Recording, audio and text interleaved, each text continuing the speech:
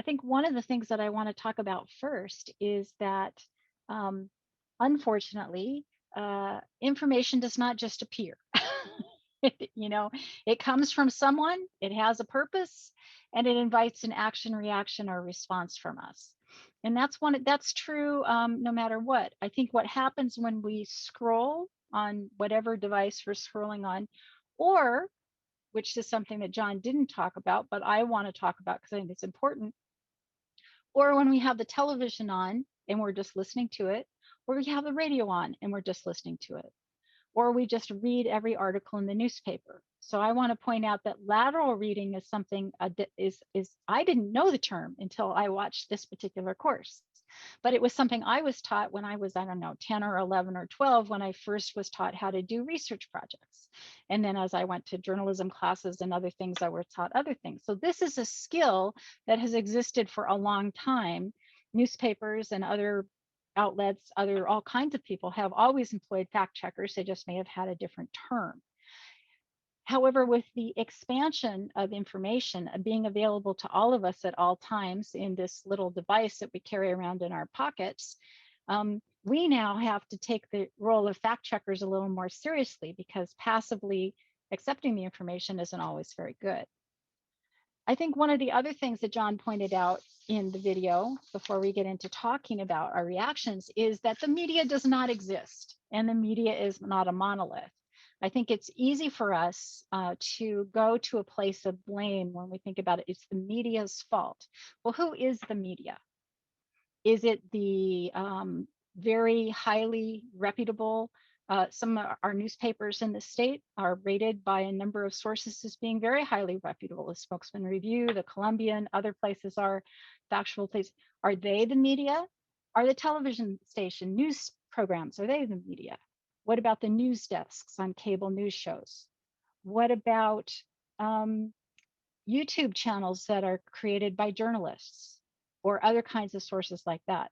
So I think often we think of it as a monolith, when in fact we are part of the media. Every time we hit click, share, tweet, or whatever, we then become part of the media. And so since we are in control of that, we are also in control of controlling misinformation and disinformation.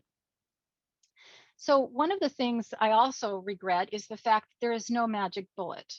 I would like to have a magic bullet. In fact, in fact, at a class earlier this week, somebody was telling me about a book that somebody had recommended, and the title of the book is called Critical Theories. It has nothing to do with this particular class, but I heard that through my headphones as being critical fairies, and it made me really excited that there could really be a class around critical theories. So, but there are a number of people that can help us, people like Snopes and factcheck.org, PolitiFact, NPR Fact Check, and we're going to talk about Media Bias Fact Check and a number of other sources both this week and next week. So if there's no magic bullet and the media doesn't exist as a monolith that can be dealt with one swoop of our hands, we're left with our own behavior, which is of course why we're all here. And it's what we practice, we become. And so now what I want to hear from people, I actually have some questions that I want us to, and as Charlie has reminded me, I forgot. Thank you, Charlie. I moved past my slide on my script. So there are ways that we can be active media consumers. We can fact check. We can use lateral reading. We can be skeptical, but not cynical. Remember last week we talked about the difference between skepticism and cynicism. We can pay attention to our emotional responses, and we can be aware of our own biases. So these are ways that we can be active rather than passive as we consume information in whatever form it comes to. Now we get to, I was getting excited about having a discussion rather than talking. So that's how we got to this slide first. So what we practice, we become. And so these are 3 questions, and you can answer any of them, but these are the questions. And let's start with the first one. How frequently, and I would really be interested, you can either put this in the chat, which of course will be included with the information we collect at the end. Or you can raise your hand. Raising your hand on different devices is different. On my computer, it's under the reactions button. How frequently, say during a week, do you check up on a story, a post, a tweet, or something you hear?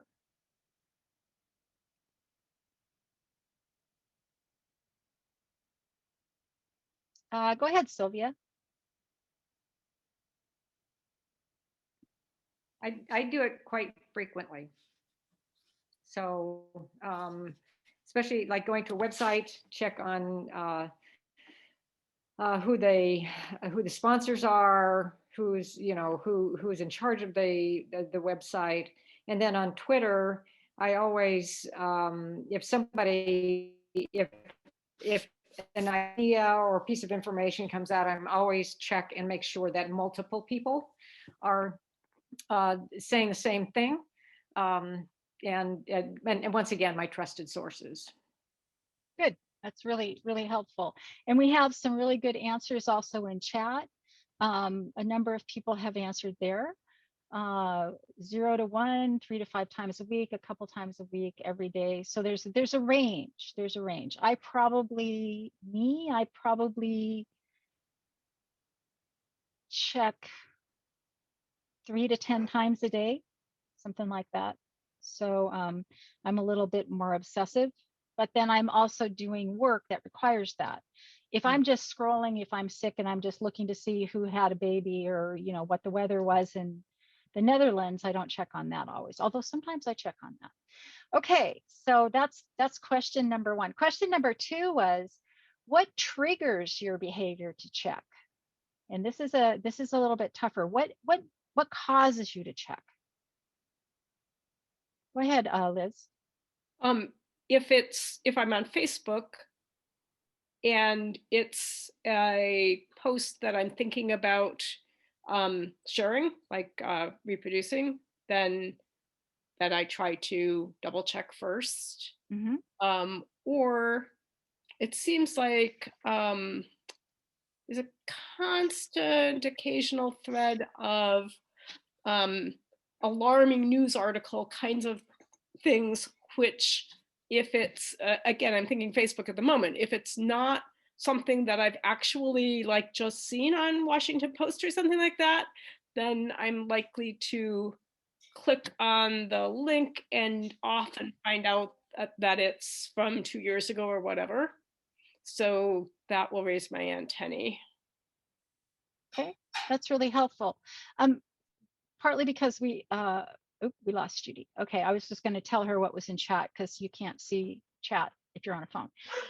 But some of the things are saying is, you know, it depends on the source. So we're going to talk about trusted sources next week.